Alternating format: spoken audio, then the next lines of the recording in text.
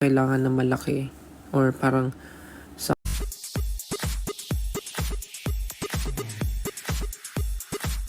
meron man akong kailangan na malaki or parang something big for my family. Yun yung mga kailangan kong pag-ipunan. Yun yung gagawin ko. Pero yung mga bagay na ganyang wishlist, di ko na rin alam kasi I don't know. Mahirap kasi ang yung wishlist kasi parang nangihingi ka I mean, for me lang yun na parang ganun. So parang ayoko wala akong maisip. Parang mas okay na bigyan na lang ako ng kahit na ano.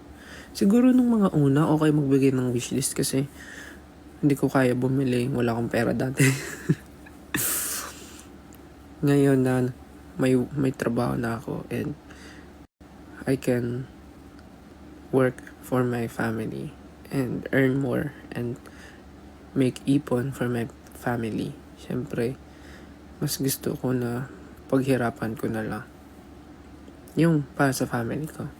Pero kung may magbibigay ng kahit ano, syempre thankful kung anong bibigay. But yun, ang wishlist ko na lang ay world peace and sana po wala na pong mag-away-away sa inyo. Sana po yung mga taong walang ginagawa, bored sa buhay, sana po ay hindi na lang sila mang-away. Sana piliin na lang po nilang may gawin na something na kapaki-pakinabang sa araw nila kesa mang-away or mang-bash. Sana po yung mga taong walang ginagawa, mag-focus na lang sila sa sarili nila. Yun na lang po siguro ang aking wish list. Sana po yung mga tao dyan na walang ginawa kundi mamerwisyo at mang-away, sana makita na lang nila na masarap mabuhay pag walang kaaway.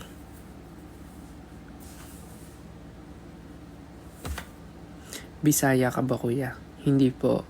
Pero sana nga naisip ko ngayon, sana marunong ako ng ibang language, ibang dialect din sa Pilipinas Kasi parang ang saya na bigla kang lumilipat ng dialect.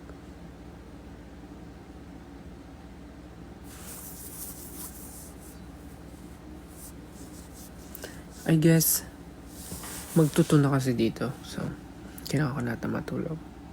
Or kung di man, magpapaantok na lang ako. Pero, thank you again, everyone, for joining me in this live, for watching me and joining me do my skincare. Hope you guys enjoyed this short live. Thank you so much. Yes, and let's see if I can do live tomorrow so that I can bring you and tour you guys outside. Thank you. Maraming salamat po. Pahinga na rin po kayo and sobrang na-miss ko po mag-live. And of course, na-miss kong kausapin kayo. Yes. Sige na po. Tulog na po tayo. But gusto ko lang ulit mag-thank you sa inyong lahat and sa mga nagsasubscribe ngayon sa hub ko. Thank you po. Maraming salamat. And to all the